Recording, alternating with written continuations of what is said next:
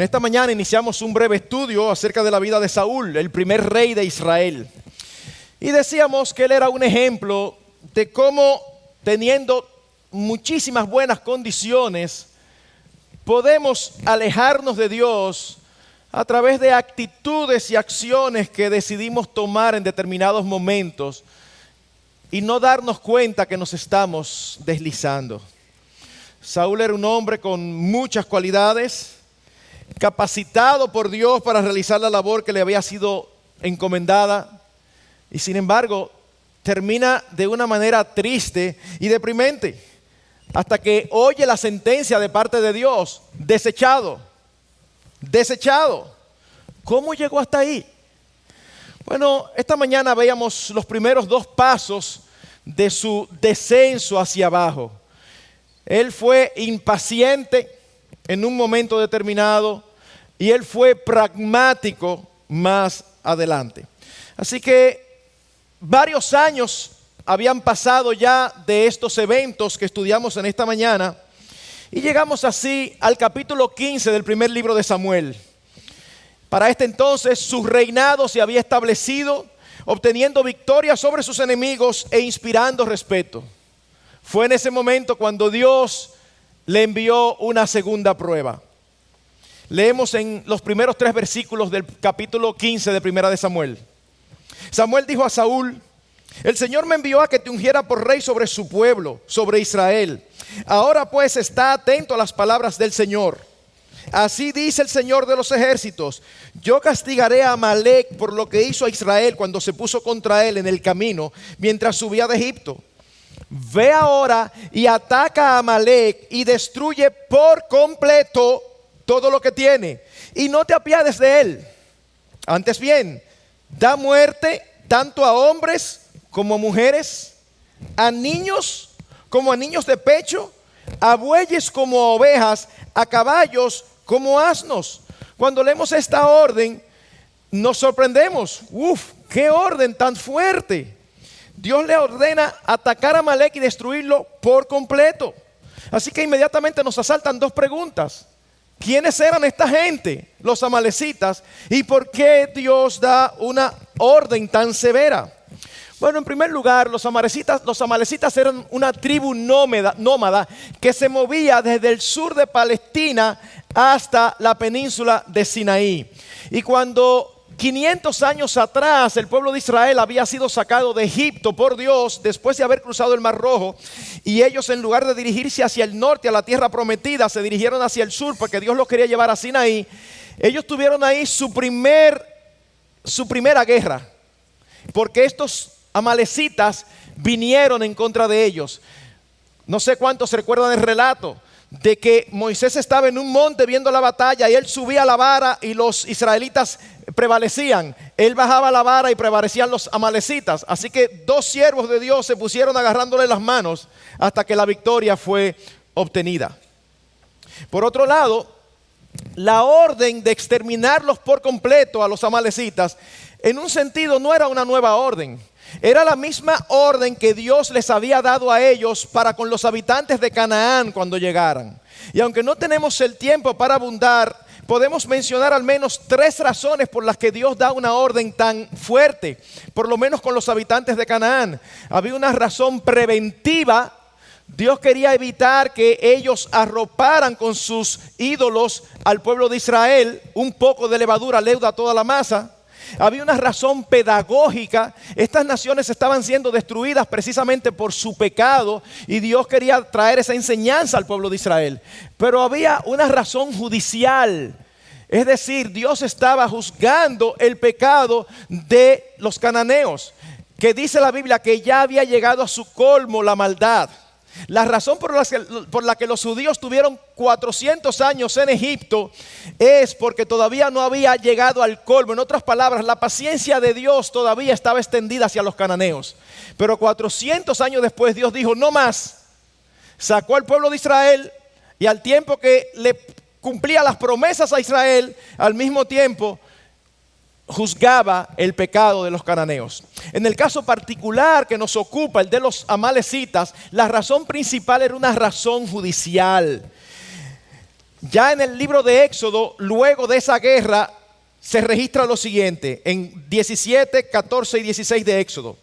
Dios dice a Moisés lo siguiente: haz saber a Josué que yo borraré por completo la memoria de Amalek de debajo del cielo. El Señor lo ha jurado. El Señor hará guerra contra Amalek de generación en generación.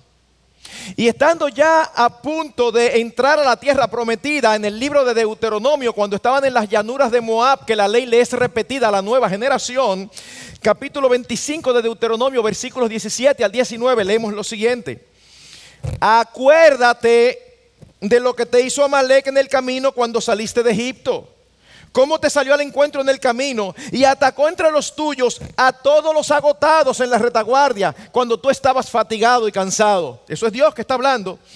Y él no temió a Dios, es decir, a Amalek. Por tanto, sucederá que cuando el Señor tu Dios te haya dado descanso de todos tus enemigos alrededor, en la tierra que el Señor tu Dios te da en heredad para poseerla, borrarás de debajo del cielo la memoria de Amalek. No lo olvides. Así que lo que aquí está sucediendo es que Dios está asignando a Saúl 500 años después el cumplir el juicio anunciado sobre esta tribu de ladrones rapaces y crueles que había atacado a Israel cada vez que tenía la oportunidad. Sabemos que es un poco chocante pensar en la orden de eliminar aún niños pequeños. Pero permítanme hacer una pregunta. ¿No es cierto que ha habido ocasiones donde Dios ha enviado juicio a naciones a través de las fuerzas de la naturaleza? Sí. ¿Y las fuerzas de la naturaleza discriminan? No. Así que en este caso Dios no está usando un terremoto, Dios está usando una nación. Lo que pasa es que para nosotros siempre es más difícil aceptar el juicio y la providencia de Dios cuando viene a través de una persona que cuando viene a través de causas que son evidentemente providenciales. Con mucha frecuencia he puesto este ejemplo. Si uno saliendo de la iglesia tropieza de su propio pie y se rompe una pierna, uno sabe que Dios permitió eso en su providencia. Y es más fácil aceptarlo que si la pierna es rota por un motorista que evitando un tapón se sube por la acera y te choca. Uno sabe que el Señor lo permitió, pero uno no puede olvidarse del malvado motorista. Bueno, hermanos, tenemos que acostumbrarnos a entender que Dios hace su voluntad a través de lo que Él quiere. De las fuerzas de la naturaleza o de otros hombres, sin quitarle su responsabilidad. Pero el Dios de la providencia tiene pleno control sobre toda su creación para hacer lo que Él quiere. Dice capítulo 15, versículos 4 y 5 de 1 de Samuel. Entonces Saúl convocó al pueblo y los contó en Telaín, 200,000 soldados de a pie y 10,000 hombres de Judá. Saúl fue a la ciudad de Amalek y se emboscó en el valle.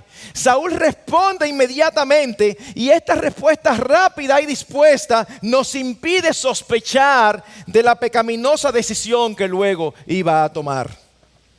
Capítulo 15, versículos 7 al 9 nos dice: Saúl derrotó a los amalecitas desde Ávila en dirección a Shur, que está al oriente de Egipto.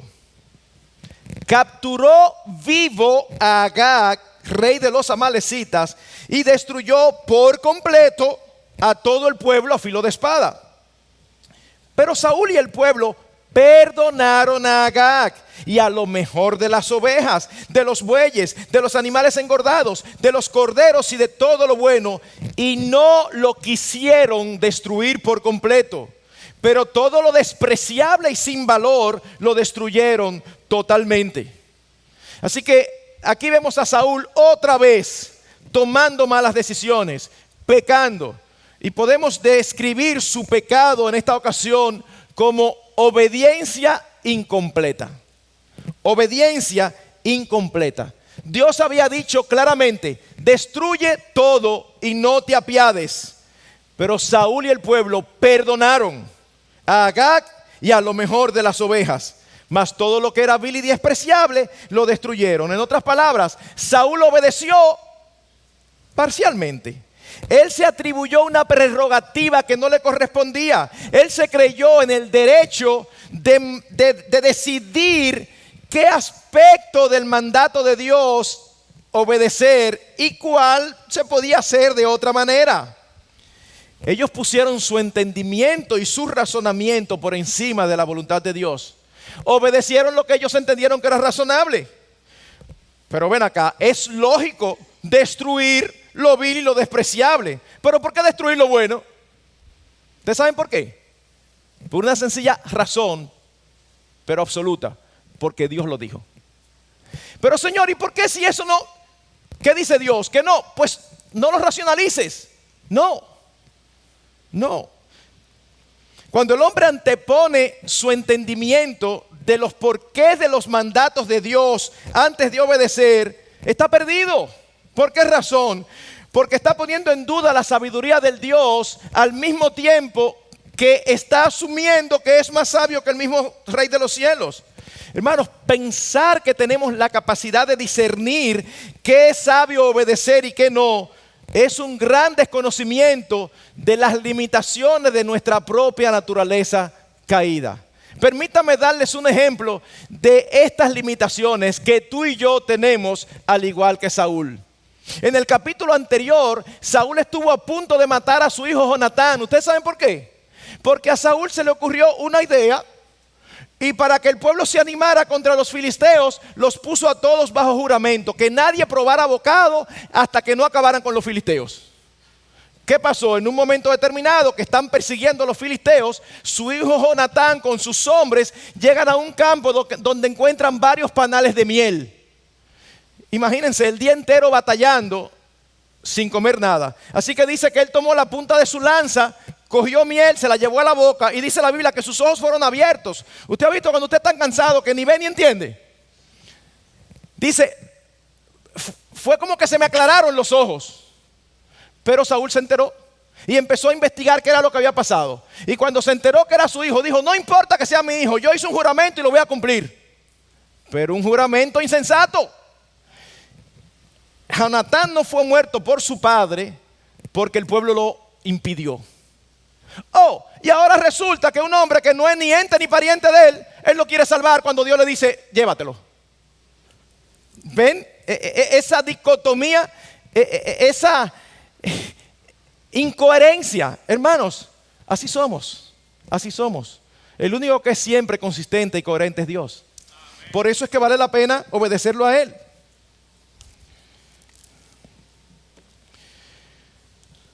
¿Quiénes nos creemos? ¿Nos creemos más sabios que Dios? O peor aún, a veces nos creemos más buenos que Dios.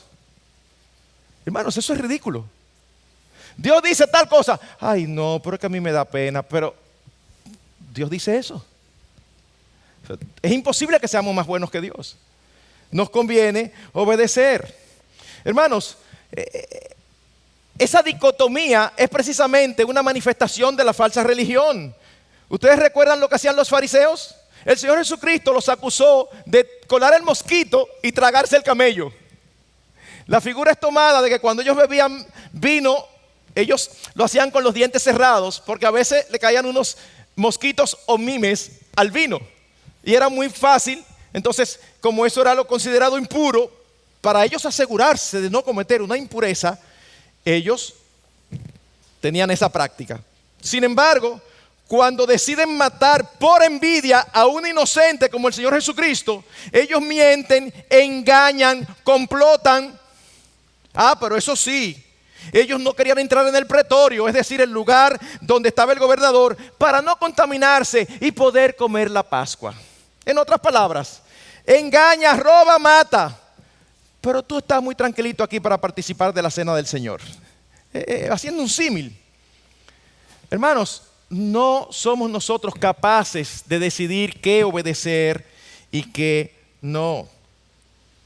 Es posible que aquí nadie sea tan audaz para afirmar que es más sabio que Dios. Pero lo cierto es que con mucha frecuencia lo implicamos con nuestras acciones. Nuestros adendums son geniales. Ama a tu esposa. Bueno, Señor, yo la amo en la mayoría de las veces, pero cuando se me pone de rebelde, pues ama a tu esposa, siempre. Esposa, respeta a tu marido, sométete a su autoridad. Pastor, mire, que se lo diga a él, yo casi siempre me someto. Lo que pasa es que en esto no puedo, porque si me someto ahí nos hundimos como familia. El Señor no te dice sí, no hay ningún sí condicional, es sencillamente obedece. Porque nos va mejor obedeciendo totalmente que parcialmente. Hermanos, la lista es interminable si empezamos a poner ejemplos, pero no estamos llamados a discriminar cuándo obedecer y cuándo no, o qué parte obedecer y qué parte no. Debemos obedecer cuando entendemos las razones del mandato y cuando no tenemos la más mínima idea de cuáles son las razones del mandato. Debemos obedecer siempre. Una vez más, si nosotros queremos saber qué tan grave consideró Dios este pecado, lo vemos por las consecuencias. Él dijo en 15:10, entonces vino la palabra del Señor a Samuel diciendo, me pesa haber hecho rey a Saúl porque ha dejado de seguirme y no ha cumplido mis mandamientos. Y en 15, 22 y 23 leemos, y Samuel dijo, ¿se complace el Señor tanto en holocaustos y sacrificios como en la obediencia a la voz del Señor? He aquí, el obedecer es mejor que un sacrificio y el prestar atención mejor que la grosura de los carneros, porque la rebelión es como pecado de adivinación y la desobediencia como iniquidad e idolatría. Por cuanto has desechado la palabra del Señor, Él también te ha desechado para que no seas rey. El Señor nos dice, mira, por lo menos Él obedeció a la mayoría. No. Para el Señor la obediencia incompleta es igual a desobediencia. Más aún, es igual a rebeldía, es igual a idolatría. ¡Wow! ¿Lo calificaríamos nosotros como rebeldía cuando hizo el 90% de la orden? Quizás nosotros no, pero Dios dice es rebeldía. Porque para Dios la rebeldía es algo más que desafío abierto. Es saber hacer lo bueno y no hacerlo. Aún nosotros como padres pensamos que nuestros hijos son rebeldes cuando le damos una orden y nos dicen no. No. Hay hijos que nos dicen que sí a todo y al final terminan haciendo lo que ellos quieren. Y esa rebeldía es todavía más peligrosa porque es una rebeldía encubierta. La obediencia para Dios o es total o es desobediencia. Pero también llamado a la desobediencia idolatría.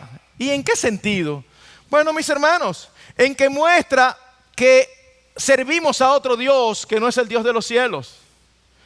Cuando hacemos lo que nosotros creemos por encima de lo que Dios dice, hemos quitado a Dios de su trono y hemos colocado en ese trono a nosotros mismos. A nuestra propia razón, a nuestro ego, a nuestro pensamiento, a nuestra forma de ver las cosas. En otra palabra, cuando se enfrentan la voluntad del Dios verdadero con nuestra propia voluntad y nosotros decidimos hacer la nuestra, eso es una idolatría grande, porque estamos actuando como si nosotros fuésemos Dios. Finalmente, Dios le dice claramente a Saúl que obedecer parcialmente es desechar la palabra del Señor, y el que desecha la palabra del Señor, Dios lo desecha a él. Así que el juicio de Saúl fue grande por no haber obedecido completamente. Pero hay otra característica que nosotros vemos en esta escena, y esto es quizás lo peor de todo: autojustificación y falta de arrepentimiento. Autojustificación y falta de arrepentimiento. Saúl, en lugar de aprender de sus errores pasados, repite su patrón pecaminoso. En el capítulo 13, cuando Samuel le había preguntado qué había hecho, él respondió justificándose: no, espérate, el pueblo se me iba, se me desertaba, ellos eran muchos, yo decidí ofrecer sacrificio para aglutinar al pueblo. En otras palabras, él justificó que lo que hizo estaba bien hecho. Ahora hace lo mismo otra vez, repite la acción. Y ustedes saben cómo lo hace, como decimos nosotros los dominicanos, poniéndose adelante. Oigan lo que dice 1 Samuel 15, 13 y 15. Entonces Samuel vino a Saúl y Saúl le dijo: bendito seas del Señor, he cumplido el mandamiento del Señor. Pero Samuel dijo: ¿qué es este balido de ovejas en mis oídos y el mugido de bueyes que oigo? Y Saúl respondió: los han traído de los amalecitas, porque el pueblo perdonó lo mejor de las ovejas y de los bueyes para sacrificar al Señor tu Dios, pero lo demás lo destruimos por completo.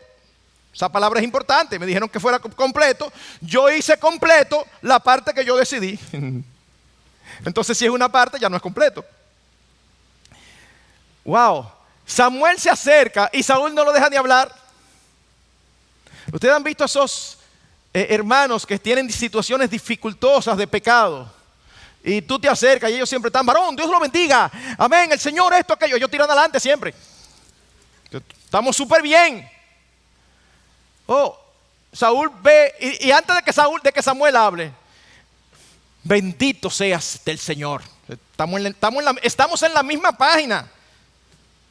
Pero mientras él hablaba y decía: he destruido todo como me dijeron, el balido de las ovejas y el bramido de las vacas se escuchaba contradiciendo sus palabras.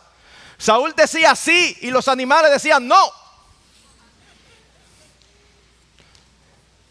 Así que Samuel pregunta: ajá, ¿y eso que yo oigo qué es? Y Saúl responde justificándose de dos maneras. Justificando su pecado de dos maneras. En primer lugar, de una manera que no es nada original. La originalidad le corresponde a Adán y a Eva. Echando la culpa a otros. Echando la culpa a otros. Él dice: los han traído el pueblo. El pueblo perdonó lo mejor. Hermanos, esta manera de autojustificación viene desde el Edén. Cuando Dios pregunta a Adán directamente en Génesis capítulo 3, Adán, ¿qué has hecho? Lo que Adán debió responder: he pecado.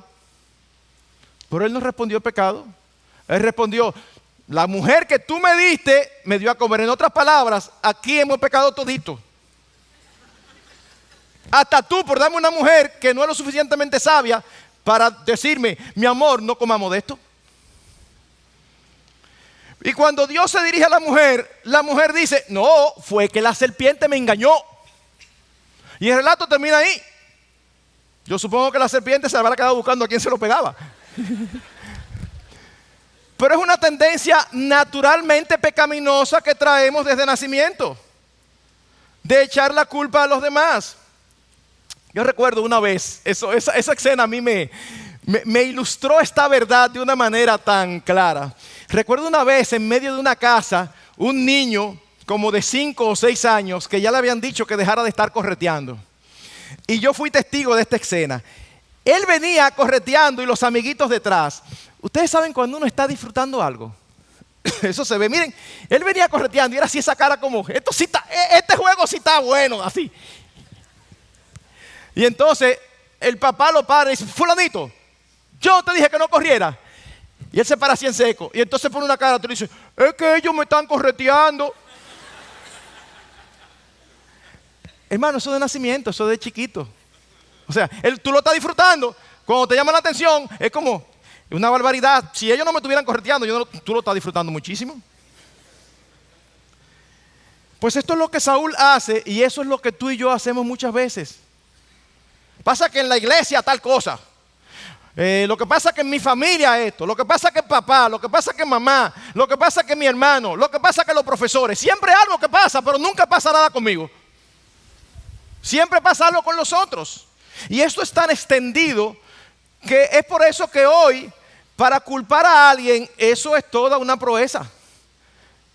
Porque alguien asesina y se empieza la investigación y resulta que al final La culpa la tiene el bisabuelo que tenía un gatico en la familia, entonces lo pisó un carro y él lo mató y no lo enterró y no se lo avisó, y entonces ese trauma se traspasó de generación en generación. Cuando viene a ver, nadie es culpable, todo el mundo tiene son los otros los que tienen la culpa. No, mis hermanos, debemos ser conscientes de nuestra responsabilidad.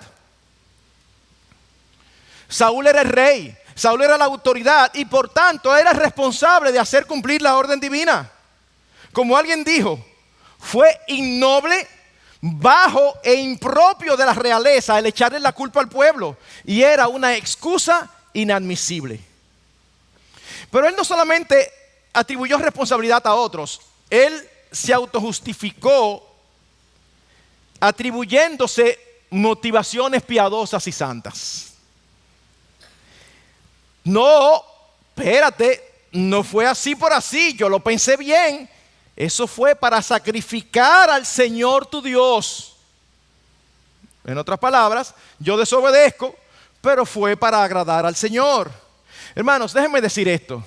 Es una falacia decir lo que se dice mucho hoy. Lo importante es la intención. No. Y 1000 veces no. Lo importante no es la intención, lo importante es la obediencia. No, pero que él en su corazón nada. El corazón que no obedece, no se le pueden atribuir buenas intenciones.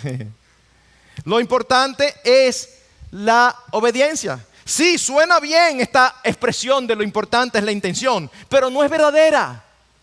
Déjenme decirlo de esta manera. La más pura y sincera de las motivaciones no elimina lo pecaminoso de la desobediencia. Yo lo voy a repetir. La más pura y sincera de las motivaciones no elimina lo pecaminoso de la desobediencia. Pregunta, ¿aceptó el Señor estas excusas? Vamos a leer 15, 16, 19, a ver cómo reacciona el Señor después de esta brillante excusa. Dijo entonces Samuel a Saúl, espera, déjame declararte lo que el Señor me dijo anoche. Y él le dijo, habla. Y Samuel dijo, ¿no es verdad que aunque eras pequeño a tus propios ojos, fuiste nombrado jefe de las tribus de Israel, y el Señor te ungió rey sobre Israel? Y el Señor te envió en una misión y dijo, ve y destruye por completo a los pecadores, los amalecitas, y lucha contra ellos hasta que sean exterminados. Oigan esto. ¿Por qué pues no obedeciste a la voz del Señor, sino que te lanzaste sobre el botín e hiciste lo malo ante los ojos del Señor? Ya él dio su excusa y Dios no se la acepta. Dios le dice, no. Tú desobedeciste. Tú hiciste lo malo ante los ojos del Señor. Ahora, ¿ustedes saben qué fue lo peor? Que cuando ya el profeta dice eso, él debió decir, es verdad. No, él sigue insistiendo. Su respuesta es sorprendente. Versículos 20 y 21. Entonces Saúl dijo a Samuel, yo obedecí la voz del Señor y fui en la misión a la cual el Señor me envió, y he traído a Agag, rey de Amalec, y he destruido por completo a los amalecitas. Es genial como nosotros podemos usar el lenguaje para decir lo que no es. No, yo obedecí. Yo fui a la misión, ¿sí o no? Sí. ¿Destruí a los amalecitas? Sí. Yo traje a Agag, pero los otros destruí por completo. No, es que sin Agag no es por completo. Ese es el punto. Y nos enredamos en esas construcciones verbales que buscan acallar nuestra conciencia.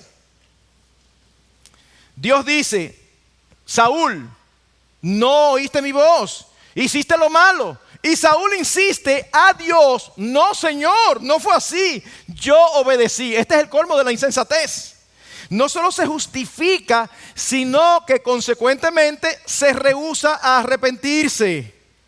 Y hermanos, por eso yo decía ahorita que hay diferentes tipos de debilidades y de pecados, pero posiblemente el peor de todos es la resistencia al arrepentimiento. El peor de todos es la resistencia a recibir la amonestación de Dios que viene a nosotros de diferentes maneras, leyendo las Escrituras, escuchando un sermón o algún hermano que nos ama y viene y nos dice, estás haciendo mal. Todo eso es parte de la misericordia de Dios para volvernos de nuestros malos caminos. Pero la autojustificación es uno de los peores hábitos pecaminosos que los hombres pueden tener, porque se constituye en un fuerte obstáculo para recibir los beneficios de la reprensión, de la amonestación y por tanto del perdón de Dios. Oigan lo que dice Proverbios 29:1. El hombre que después de mucha reprensión endurece la cerviz, de repente será quebrantado sin remedio. Y me gusta mucho más la versión de Reina Valera. Oigan cómo lo expresa Reina Valera. El hombre que reprendido endurece la cerviz, de repente será quebrantado y no habrá para él medicina. ¿Ustedes saben lo que es la cerviz? La cerviz es el cuello del animal. Y la figura es esta. Usted está montado en un caballo, y los que saben y han montado caballos saben a lo que me refiero. Usted lo maneja con las bridas, ¿verdad? Pero en un momento determinado hay caballos que usted le hace para doblar y el caballo voltea la cabeza y sigue derecho. En otras palabras, yo sé que tú quieres que vaya, pero yo para allá que yo quiero ir. Yo mismo recuerdo haber tenido una experiencia cuando niño. Estaba montando en un caballo, claro, yo no era un jinete experimentado. Y era un caballo de esos que le dicen trotones. Entonces, cada vez que él caminaba y corría un poquito, yo empezaba a brincar y caía medio de lado. Ya me habían avisado que era un caballo medio rebelde. Así que en cada oportunidad que él intentaba empezar a correr, yo lo alaba. Y él se paraba. Pero había un pedacito donde había unos escalones de tierra y él parece que le cogió el gustico ahí. Y cuando yo lo alé, como había hecho en todas las ocasiones, para que él frenara, él levantó la cabeza y siguió corriendo. O sea, en lugar de pararse, él levantó la cabeza, todo lo que tú quieras, pero yo voy a correr ahora. ¿Y cuál es el final de la historia? Bueno, yo digo que entre me caí y me tiré, porque yo definitivamente era para el piso que iba. Ya a última hora digo, bueno, para caerme completamente, déjame terminar de tirarme. Bueno, ese era un caballo rebelde. Él no hacía caso, por lo menos a un inexperto como yo. Hermanos, a veces nosotros somos así. Dice la Biblia que cuando somos reprendidos y nosotros decimos, no es así, no, tú te has equivocado, no, yo no hice eso. Dice, de repente será quebrantado y no habrá para él medicina. Nos estamos alejando de la posibilidad de ser corregidos y de que la gracia de Dios nos cambie y nos transforme y nos ayude. Ocurre exactamente lo contrario con aquellos que en lugar de justificarse aceptan la amonestación y la corrección. Por eso dice el salmista en Salmo 14, 1:5, que el justo me hiera con bondad y me reprenda, es aceite sobre la cabeza. O Proverbios 12:1, el que ama la instrucción ama el conocimiento, pero el que odia la reprensión es torpe. O Proverbios 10:17, por senda de vida va el que guarda la instrucción, mas el que abandona la reprensión se extravía. Lo que estamos diciendo, hermanos, es que ver la reprensión como algo que va en contra nuestra es un grave error. La reprensión no es algo en contra nuestra, es a favor nuestro. Es para hacernos bien. Agradable no es. Agradable no es. Yo no he encontrado a nadie que me diga, oye, me dieron una amonestación más buena. No, eso yo no he encontrado a nadie. Pero sí me han dicho, wow, me amonestaron y la verdad que no me gustó, pero me hizo tanto bien. Eso sí lo he oído. Agradable no es, pero al final los frutos que da son siempre provechosos. Así que un camino seguro para alejarse cada vez más de Dios es autojustificarnos y rehusar arrepentirnos. A mí me choca mucho el hecho de que pienso porque vivimos en una generación que ya nada asombra, pero pienso que todos los que estamos aquí estamos de acuerdo en decir, yo no soy perfecto. Pienso, ¿verdad? Porque en la época que estamos puede aparecer uno que diga que sí que lo es. Pero yo estoy asumiendo que todos ustedes son personas racionales. No, yo no soy perfecto. Y todos decimos eso, pero hay de aquel que nos diga en qué que no somos perfectos. O sea, asumimos y estamos de acuerdo en que no somos perfectos. Pero cuando alguien viene a decirnos alguna de nuestras imperfecciones, entonces nos molestamos. No somos perfectos, pero no me diga dónde que yo fallo. Y eso nos hace mal.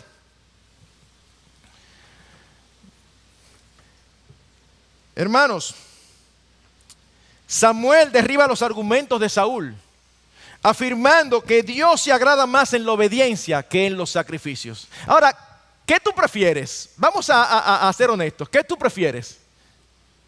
Si tú eres como yo, posiblemente tú prefieras los sacrificios a la obediencia. ¿Por qué? Porque los sacrificios muchas veces son acciones externas que no tienen que ver con nosotros en nuestro ser interior. Es mucho más fácil venir al culto que tratar con gentileza al hermano que no es que nos agrada mucho. Es más fácil venir al culto. Pero eso es externo.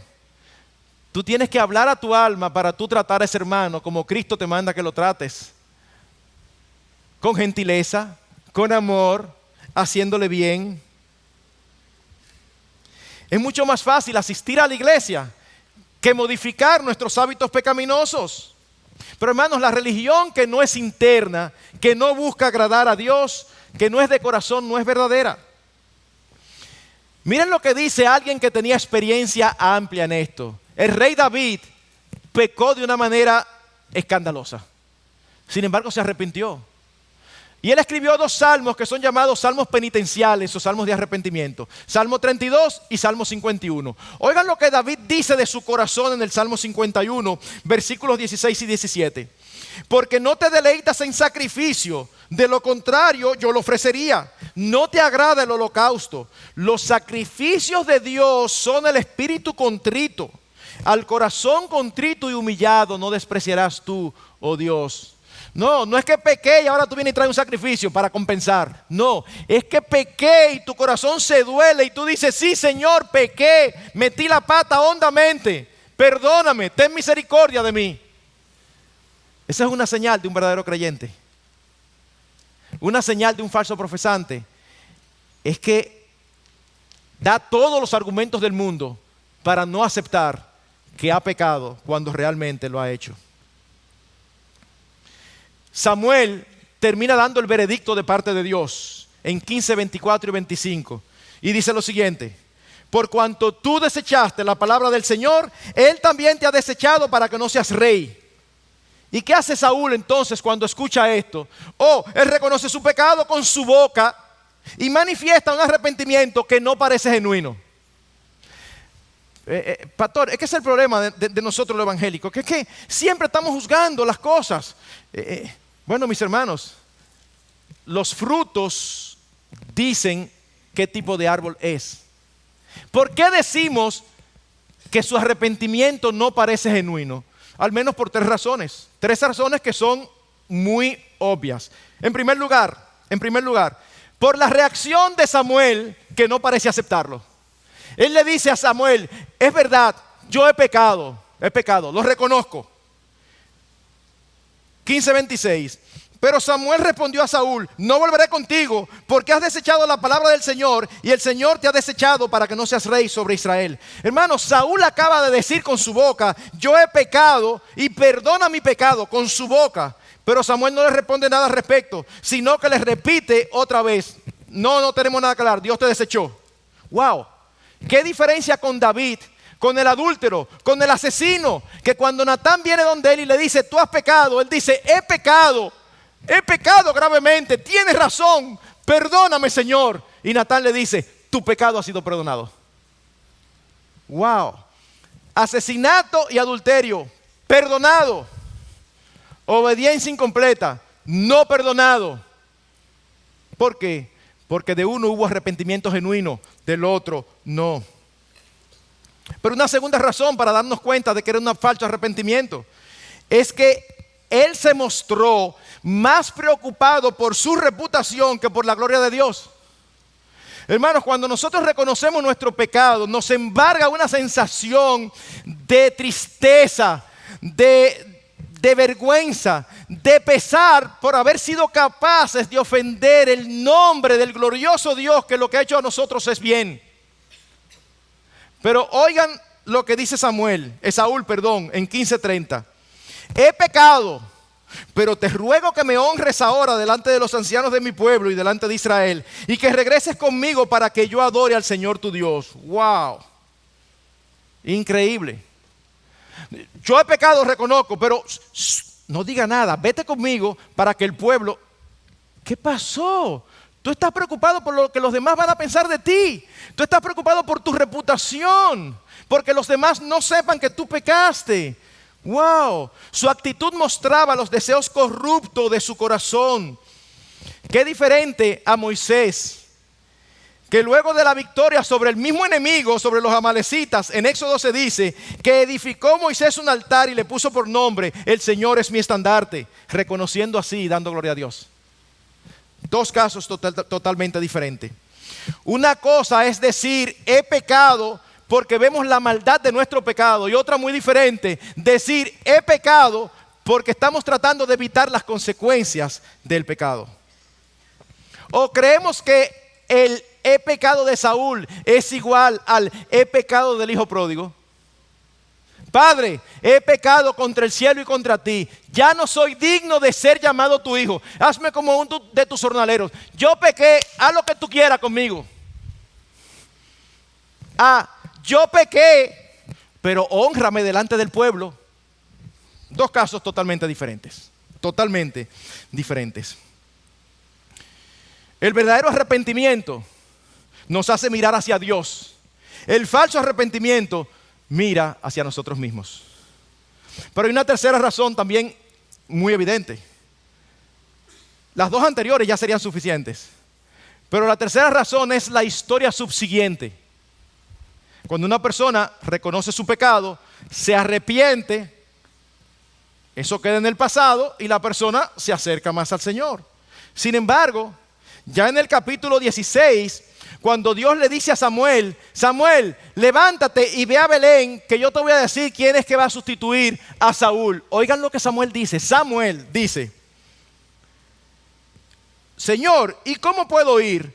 Cuando Saúl lo sepa, me matará. Wow. Oigan, Samuel lloraba por Saúl, pero llega un momento en que él dice: yo no me atrevo a ir, Señor, Saúl es capaz de matarme. Ups. Y era algo que no era una sospecha infundada de Samuel, era un ambiente que se había creado. Fíjense que cuando Dios le da instrucciones de cómo llegar a Belén, y él llega, miren la escena, versículo 4 del capítulo 16. Samuel hizo lo que el Señor dijo y fue a Belén. Y los ancianos de la ciudad vinieron a su encuentro temblando y dijeron: ¿vienes en paz? O sea, los ancianos de la ciudad vieron a Samuel, estaban temblando. ¿Por qué? Porque sabían que eso iba a traer problemas con Saúl. Así que él dijo: he pecado. Pero hermanos, el arrepentimiento no consiste en pronunciar las palabras mágicas. El arrepentimiento consiste en un dolor sincero y honesto de corazón que está dispuesto a cambiar. Es por esto que el arrepentimiento hoy es igual. No consiste en lograr que el pecador repita las palabras mágicas. Hay un segmento de los evangélicos que su meta es lograr, como sea, que alguien cierre los ojos, repite conmigo: Señor, yo te reconozco como mi Salvador, yo me arrepiento de mis pecados y te pido perdón. Abre los ojos, ya tú eres salvo. No dejes que Satanás ponga en tu corazón. Pero espérate, que tú no sabes si él entendió lo que tú le pusiste a hacer. No es una fórmula mágica, no es magia, es arrepentimiento.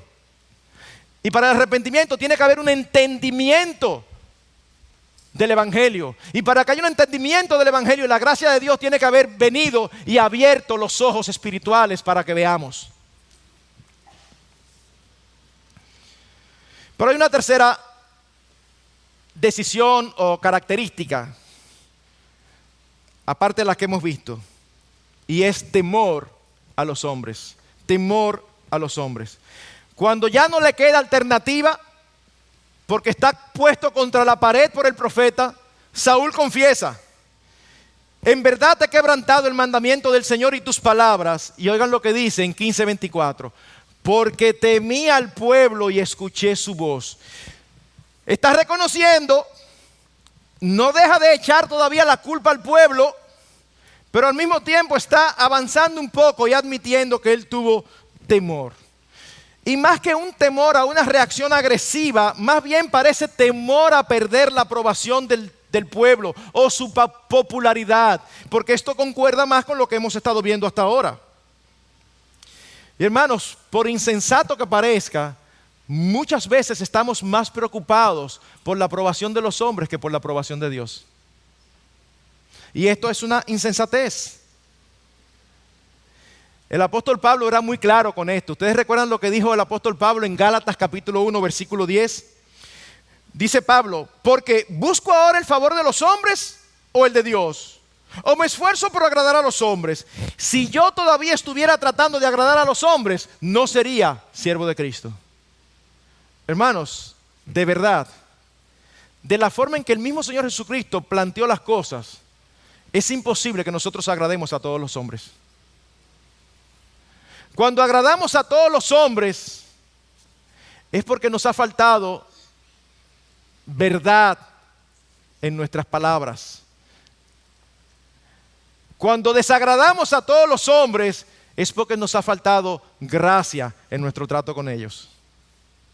Pero hermanos, es imposible que un verdadero creyente agrade a todos los hombres, porque la palabra de la cruz es locura a los que se pierden. Porque el Señor dijo, en el mundo tendréis aflicción, y no habla de la aflicción de una enfermedad, habla de la aflicción de la persecución por causa de Cristo. Es imposible tratar de agradar a los hombres y al Señor al mismo tiempo. Pero cuando buscamos agradarle a Él por encima de todas las cosas, ¿ustedes saben qué va a suceder? Que va a haber un grupo de los hombres que se van a sentir cómodos o agradados por nosotros. Fue lo que pasó con el Señor Jesucristo. En Lucas 2:52 se dice que Él crecía y hallaba gracia delante de Dios y delante de los hombres. La gracia delante de los hombres no se busca la gracia delante de Dios, y esta nos atrae gracia delante de los demás. Hermanos, una de las características del pecado es que generalmente no anda solo. Los pecados no son aislados, los pecados andan en grupos. Es difícil que yo peque y solamente pequé con esto, porque generalmente los pecados están entrelazados unos con otros. David adulteró. ¿Y qué conllevó? Mentira y asesinato. Y eso ocurre siempre con los adulterios o con las infidelidades. No es solamente la infidelidad, es el engaño, es la mentira. Andan juntos. Así que Saúl es un ejemplo de cómo el deseo de reconocimiento es su fuerte incentivo a justificarse. Pues él creía que reconociendo sus pecados iba a llevarlo a perder el aprecio de su gente. Es por esto que dice la Biblia que el pecado es engañoso. Así que hermanos, no es solamente impaciencia y pragmatismo, es también obediencia incompleta, es también autojustificación y resistencia al arrepentimiento, y es también temor a los hombres. ¿Cuál debe ser nuestra conclusión? Recordar lo que dice 1 Corintios 10, que estas cosas se escribieron para nosotros, para que nosotros no pecáramos de manera igual. Así que el ejemplo de Saúl debe llevar a examinarnos, a hacernos preguntas. ¿Nos creemos en el derecho de decidir qué y cuándo obedecer los mandamientos claros de Dios expresados en las Escrituras? ¿Creemos que hay circunstancias atenuantes para desobedecer o obedecer parcialmente su palabra? Cuando nuestros pecados son evidenciados y reprendidos, ¿somos reacios a reconocerlos? ¿Somos de aquellos que siempre tenemos una respuesta? ¿Que siempre tenemos una justificación del por qué hicimos lo que hicimos? ¿Nos duelen más las consecuencias de nuestros pecados que los pecados en sí mismos? ¿Qué es lo que nos duele? ¿Las consecuencias o el haber ofendido a Dios? Son preguntas útiles para reconocer nuestra condición espiritual. ¿Estamos más preocupados por agradar a los hombres o por agradar a Dios? Es imposible obedecer parcialmente, justificarnos y temer a los hombres y al mismo tiempo estar cerca de Dios. No importa si decimos ser creyentes o no. No importa si tú dices que eres creyente o no. No importa lo que tú digas, no importa lo que yo diga. Si tú o yo nos creemos con la potestad de obedecer parcialmente, Somos difíciles para reconocer nuestras faltas aun cuando nos traen las evidencias. Y tenemos temor a los hombres. Podemos decir con toda certeza que tú y yo no estamos cerca de Dios. Estamos lejos y seguimos alejándonos. Estamos lejos y seguimos alejándonos. Ser negligentes con el pecado en ciertas áreas no es algo inofensivo, sino que nos va a conducir a pecar en otras áreas en las que supuestamente somos fuertes. ¿Ustedes recuerdan una de las fortalezas de Saúl que habíamos visto esta mañana? ¿Cuál era? Él era un hombre humilde. ¿Ustedes recuerdan?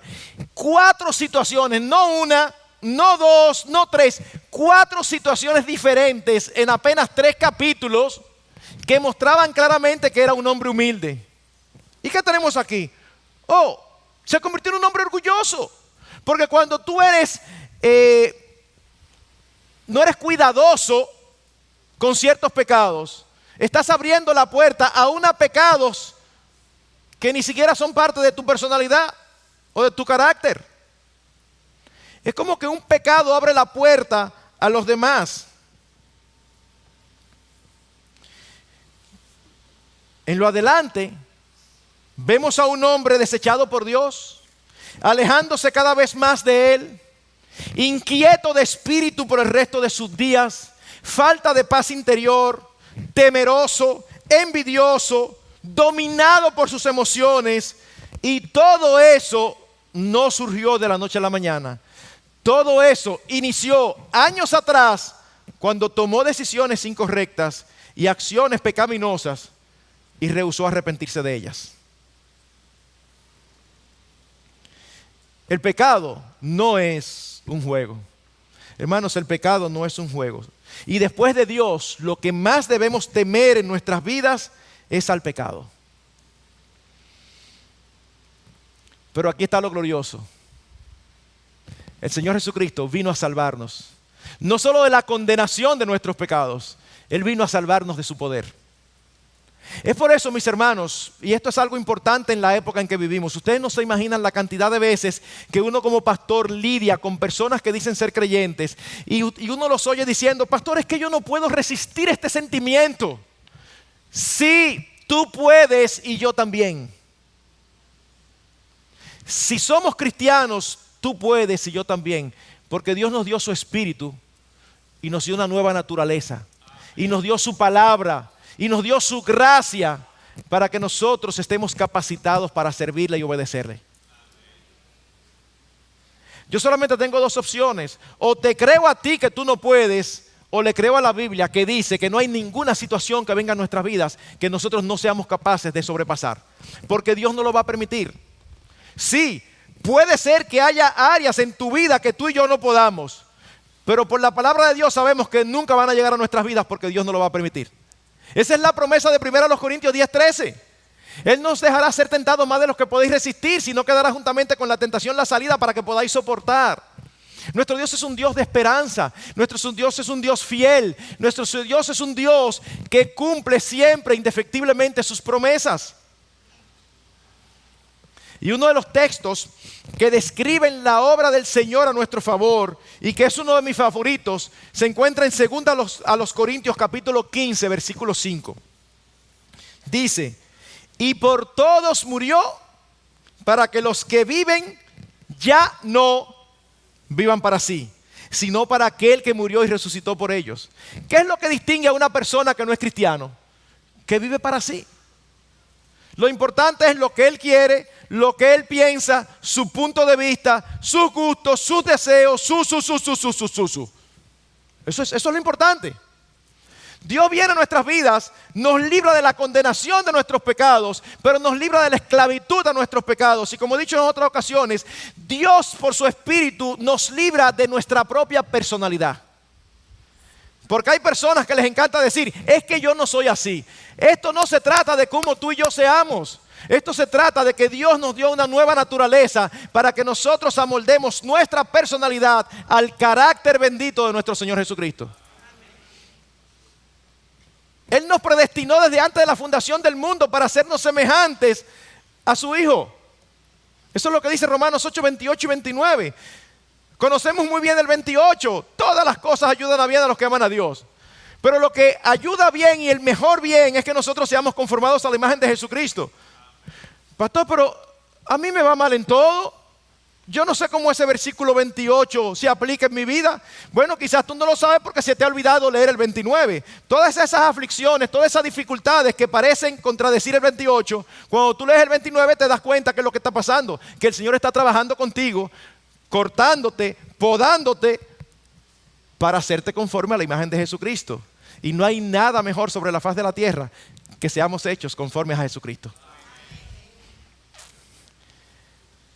Sí, hermanos, realmente somos de Cristo. Tenemos, como decíamos esta mañana, todos los recursos a nuestro alcance para no alejarnos de Él, para no alejarnos de su gracia, de su espíritu, de su palabra y de su pueblo. Y de su pueblo. Si evitamos el pragmatismo, la impaciencia, el temor a los hombres, la obediencia incompleta, la autojustificación y la falta de arrepentimiento, estaremos caminando por una senda muy segura. Y por la gracia de Dios, Él seguirá perfeccionando en nosotros la obra que empezó hace unos años atrás. ¿Hasta cuándo? Hasta el día de Jesucristo. Podemos tener esperanza, pero asegurémonos que estamos corriendo la carrera bajo las reglas de Él y no bajo las nuestras, para que Él sea glorificado y nosotros crezcamos en el deleite de Él y Él pueda ser glorificado en nuestras vidas. Que el ejemplo de Saúl nos ayude a no pecar como Él pecó.